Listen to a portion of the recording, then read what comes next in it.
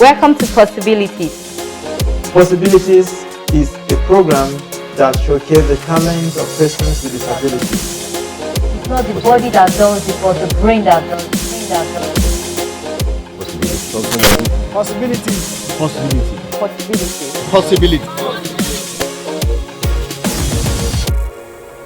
Hello, welcome to Possibilities. My name is Ave Aiki. I am your host. Possibilities is a program where we showcase the talent, aspirations, fears, and courage of persons with disabilities.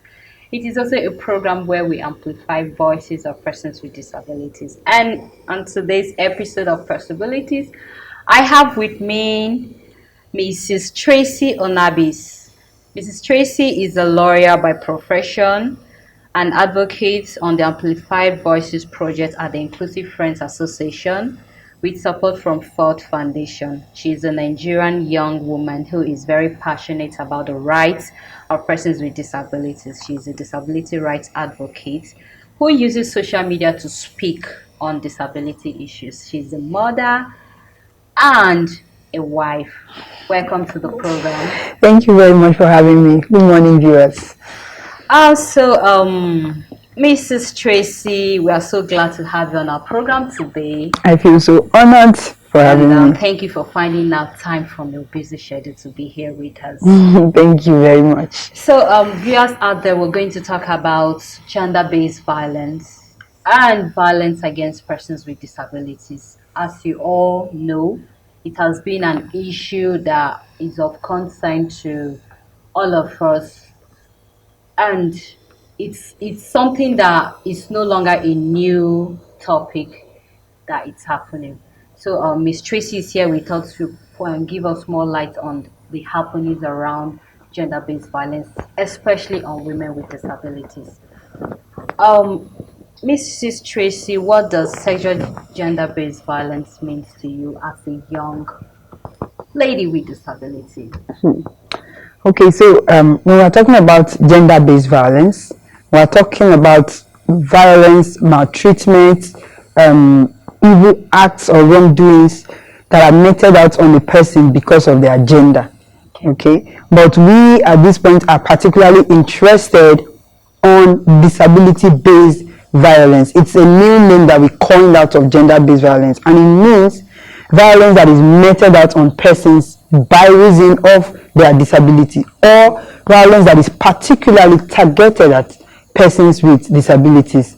They come in different forms, they come at different times, and oftentimes the people who perpetrate this violence are persons that are close to persons with disabilities. They are not usually far off. There are strangers who perpetrate violence against persons with disabilities, but it's oftentimes people that are close to them, like family members, caregivers, friends, and all of that. So that is what disability-based violence is, and that is what we're going to be looking at. Okay. So, in earnest, you're saying gender-based violence happens to everybody, but most especially now we're focusing on persons with disabilities. Yes, that is why we are using the term disability-based violence. Okay. So, what's the prevalence of gender-based cases among women and girls with disabilities in the past 1 year? It's very high. In fact, in the past 1 year, because COVID came in last year and there was lockdown, I think like 3 of them, and then a lot of people were made to stay at home. People did not. So in that period where there was lockdown, there was like a very, very, very high increase in gender-based violence generally, and then in disability-based violence, especially for women and girls with disabilities, because then those who ordinarily would have gone out to fend for themselves were now at home, and then the poverty was getting to them, the lockdown, the fact that they could not go anywhere was getting to them, and it increased the rate of violence against women and girls with disabilities. More women and girls with disabilities were taken advantage of in the past 1 year than it was before. So the pandemic has actually escalated the rate of disability-based violence in the country as it is presently. Okay. So that is why it's an issue of concern, because we keep hearing cases and cases every day from different quarters. Someone who gets violated in different forms. Gender-based violence have different types, right? Yeah. So it could be sexual, it could be physical, it could be emotional, it could be socioeconomical, it could be traditional harmful practices. Okay. So, but the one that increased the most is sexual-based violence and physical-based violence during the pandemic. And these two can now come together, cause trauma on the victim, and that will now amount to emotional violence of the person. Yeah. Okay, so how is the reporting level of this violence? How can you rate it? Is there a high level of reporting, or it still goes unnoticed? I would say it's still very much unnoticed. Okay. Why? Because those who summoned the courage to report in the past, they faced barriers that deterred others from coming out to speak. So that is why the silence culture is building, because of attitudinal barriers. When persons with disabilities go to make a claim, make a complaint, for instance, let's use sexual violence as an example, they go to a police station. That is, if the police station is even accessible physically in the first place. Okay. They're able to access it and come in and say, oh, someone raped me. Maybe someone who is blind, or someone who has physical disability, or someone who has autism. And the police people, among themselves, the person is talking and crying and lamenting. Among themselves, they will be discussing, this one, someone even had the time, looked at you and decided to, we are still seeing it and you are coming to, that will just make the person feel even worse than they already felt. They'll feel more traumatized and will just go away. So a police officer who did not take your complaint serious will not, of course, want to take the matter to the court, will not even make any attempt to arrest the perpetrator. And then, of course, families will not want the person to go out because of societal stigmatization. Nobody wants to be associated with a rape victim. So they will just tell you, just keep quiet, let it go. And then if the perpetrator is now a family member, that is even the worst case. Like the one that is gradually coming on the rise now, incest, where we have fathers raping their daughters, siblings raping siblings. And then they'll say, it's a family matter. We don't want our family name to go to the mud and all of those things. So because of these things, people don't even want to speak out. What is the need of speaking out when I will not get justice? My assailant will still be walking freely on the street. So I would just rather keep quiet and just bear my pain. And all of this, when the person is bearing it alone, they get depressed, they get sad, they get bitter, and some even get suicidal. Exactly. Yeah, so it's largely unreported as it is presently. Okay, so in your own way, what should be done to improve reporting of these cases? Okay, that is the bulk of what we're doing on the Amplifying Voices project, to see that we have a robust disability-based violence response. Okay. And what we're speaking to, like on this project, we have advocates from different states in the country, and what we have asked them to do is to educate members of the public, the disability community now particularly, to begin to speak out when they are violated. Let's break the silence culture. Let's not be keeping quiet anymore. That is on the part of persons with disabilities. Then on the part of the authorities that are responsible for giving justice, for arresting people, like the police, the courts, we are asking them to be more sensitive towards issues of persons with disability. They should be more attentive, and they should prioritize cases of disability-based violence. They should stop sweeping it under the carpet. They should stop paying deaf ears or lip services to it, because you never know. Because the person who came to report today is not you, is not your relation, you feel it doesn't concern you. Disability doesn't call you before it happens to anybody. Someone can be healthy today, can be without a disability today. It's not even about being healthy. Someone can be without a disability today, like in the cases of disabilities that are earned. And then they wake up the next day and they have a disability, maybe by reason of illness, an accident or something. And then when the person now has a case, imagine if say a police officer gets shot, he becomes an amputee. Let me use a man for instance, and then somebody violates him tomorrow. And now he wants to go and report. Another police officer are laughing at him. I'm sure he would flash back to when he had treated someone with disability in like manner. So let's begin to treat cases of persons with disability. Let's take it personal, because it could actually happen to you or someone that is close to you tomorrow. And if we don't handle these cases very well, the persons with disability who get violated, they will not be psychologically balanced enough to contribute their quota to national development, because we are a critical part of the population of this country. And if Nigeria must grow, persons with disabilities have a large input to make. So the authorities, the police, the courts, and of course the courts, they should be more physically even accessible. Imagine someone has a case in court and is a wheelchair user, but then there are like flights of stairs for him or her to climb to access the courtroom. You know, the person will just be discouraged. So let's be more sensitive towards issues of disability-based violence and create the enabling environment for victims of, or survivors rather, of disability-based violence to access justice. Okay, that's quite insightful.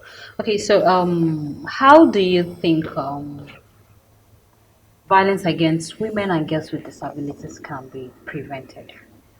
For prevention, I would say first off, advocacy. Let's enlighten the public.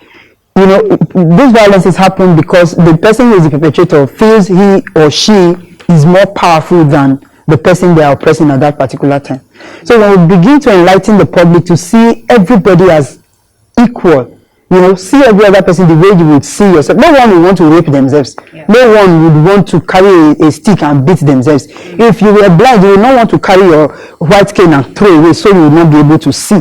So when you see that person with disability as yourself, you would reduce the amount of evil thoughts you have towards that person. You know, so let's begin to see persons with disabilities as ourselves, so that we will not oppress them the way we do. We will not maltreat them the way we do, and we will not just treat them like objects that are not relevant, that are not important. And also, for women with disabilities, if we are empowered, you know, it will reduce our level of vulnerability. So the place of capacity building and empowerment cannot be overemphasized. Okay, we'll get back to that very question because we need more light on that. If you're outside there, let's take a break. We'll be right back.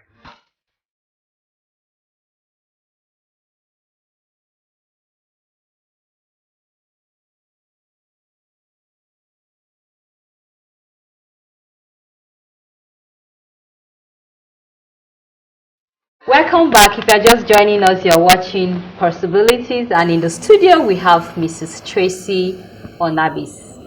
We've been discussing about gender-based violence against women and girls with disabilities. So Mrs. Tracy, before our short break, we're talking about preventive measures against gender-based violence. So what do you think? Yeah, so like I was saying earlier, the place of capacity building and empowerment for women and girls with disabilities cannot be overemphasized. Sorry. Okay. So why am I saying that? You find that women and girls who are, who are oftentimes violated are solely dependent on their perpetrators. Yeah. For instance, there is a case we had of a lady who she would go out to sell. Like she sells some items near her neighborhood. She would go out to sell, and when she would get back home, her husband, who was a man without a disability, would like twist her arm. She has a physical disability. She uses crutches. He would twist her arm. He would take away her crutches, and he would collect every last dime she had sold for that day. So, and this woman at that time did not even know that what was happening to her was actually very, very wrong. The man would come from the angle of, you are not submissive. As my wife, when you come back, you are meant to submit everything. Don't wait for me to ask you. Maybe we will just drag and collect everything. So the woman was asking, at the time she came to us, she was asking herself that she has tried to study to know what it would take as to be a virtuous wife, that what she now does to prevent the husband from coming at her, she would just, maybe she gets home, she would just actually pack everything and be like, my husband, look at how much I made today, and she would hand everything over to him. Yeah. And this money that she made, when she wants something and she goes to the husband and like, I want to buy something, he would not give her a dime out of the money she made. So by the time we started, we made her at a training we organized. So by the time we started exposing them to some of the things that amounted to violence, then she knew, that was when it dawned on her that, oh my God, I've actually been subjected to disability-based violence all the while and I did not know. And hers now became even multiple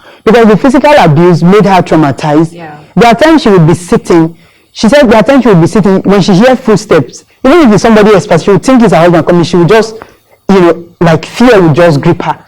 And she had that for a long time. She had to go through counseling. Yeah. So for a woman like that now, she would need serious enlightenment and of course empowerment. And we need to look for the right information so that we will know where to channel our reports to. Yeah. And that is part of what we are doing on the Amplifying Voices project. Like I don't know if you are aware, of course you are aware as an advocate that you are yourself, the VAP Act, that's the Violence Against Persons Prohibition Act, yes. So I learned that is the act that covers a whole range of violence against persons with disabilities, and it is NAPTIP that is implementing that act, sorry. So most people with disability, most women and girls with disability are not aware that there is anything like that already in existence. So that is what we are doing on the Amplifying Voices project. So for preventive measures, if you have the right information at your fingertips, people will not be able to abuse you just anyhow and then go scot-free just anyhow. Okay, about Amplify Voices project, how long is this project lasting?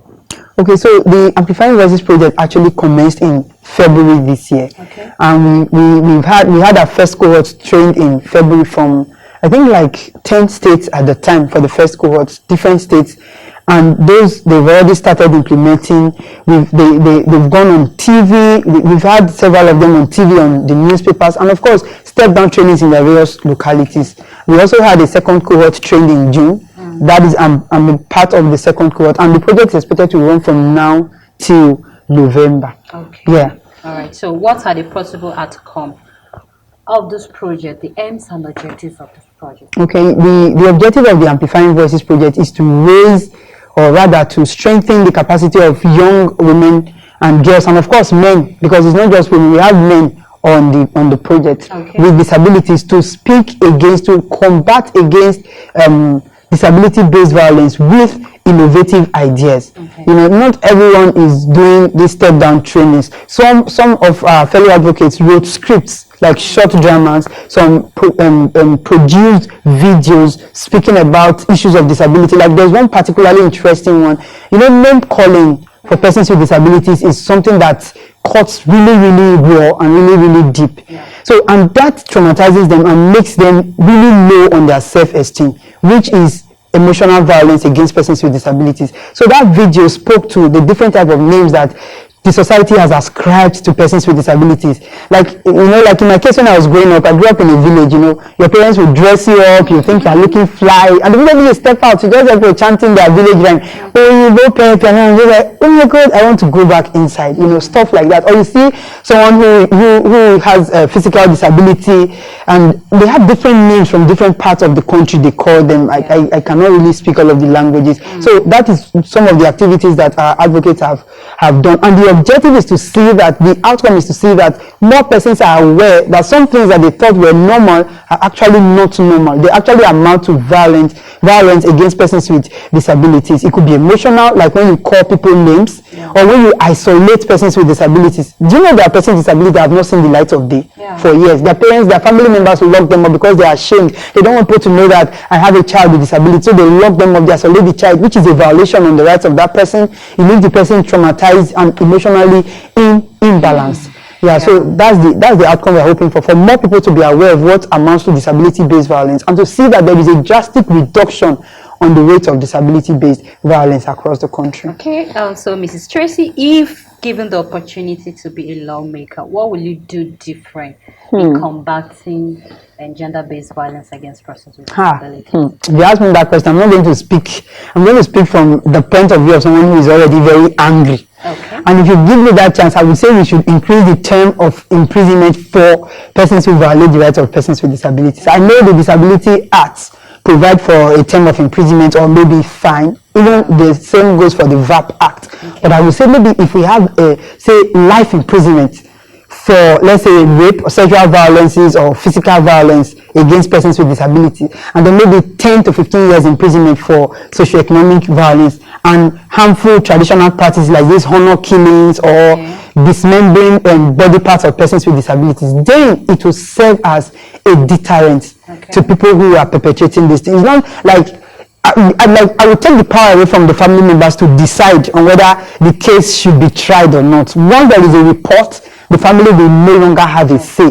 Because sometimes when the victims come to report, when survivors come to report, the family will go and dissuade them behind. If you now take him to, I will take the power away from the family, so that once your report is out of your hands, whatever happens to the person is no longer your business. Yes, that's one thing I would like to do. Coming back to Amplify Voices project, I know this project is being sponsored. So, Yes. what message do you have for your sponsors?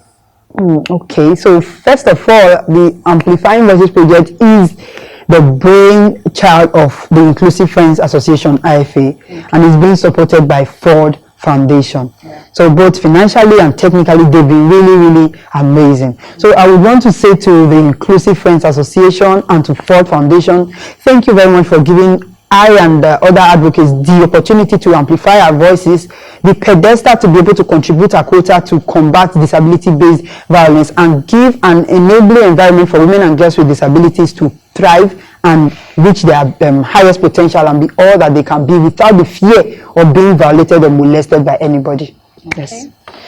Back to women and girls with disabilities. What message do you have for them? Both victims of gender-based violence and non-victims. Okay, for every woman and girl with one form of disability or the other out there, I would like to say, first off, you're beautiful, you're smart, you're intelligent, and don't let anybody tell you otherwise. Don't let people put you down. Don't let the name calling, stop you from being all that you want to be.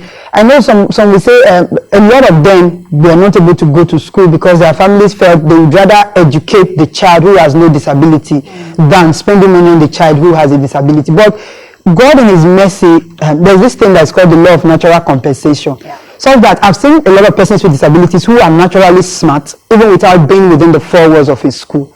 So I would say to every woman and girl with disability out there, there is a gift that God has deposited in you. Find it and use it. In your little sphere, in that little cycle where you are, you can change lives. You can begin to speak out for yourself and for other persons around you who you know that things are not going well with at the moment. Be the best that you can be. Disability is not a barrier. Disability is not a disqualification. Disability is not tantamount to being dirty and shabby. Don't let anybody put you down.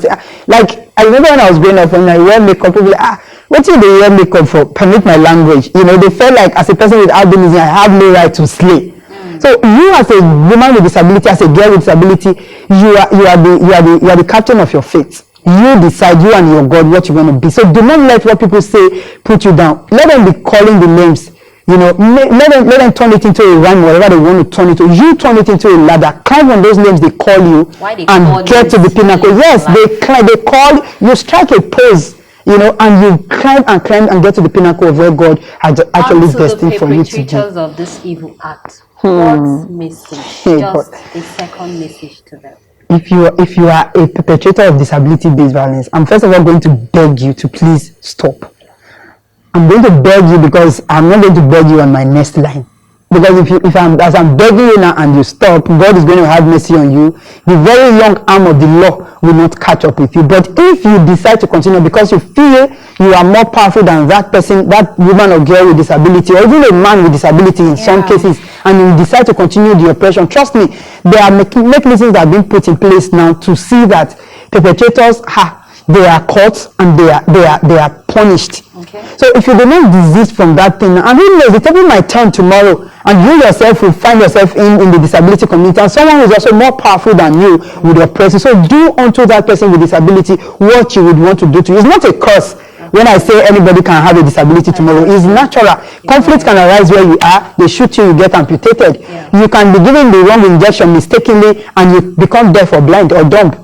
It's only maybe albinism that is born because it's genetic, but for majorly other forms of disabilities, So that person might get married and have a child with albinism, of course. And then the way you are treating a person with albinism today, somebody does that to your child. How would you feel? Okay, Mrs. Tracy, this is the much we can take on this episode. Oh my God, yeah. We're so glad you are here, and we hope when next we call you, you will come. Gladly, I will. Okay, viewers out there, this is the much you can take on this episode of From Possibilities with Mrs. Tracy. Hope you enjoyed yours. Viewers out there, this is the much you can take on this episode of Possibilities. You can join us same time, same station on this Viewers out there, this is the much you can take on this episode of Possibilities with Mrs. Tracy. You can join us same time, same station. You can contact us on the numbers on your screen. We are open for advert and sponsorship. Thank you. I've been your host, Avi Aki, saying bye.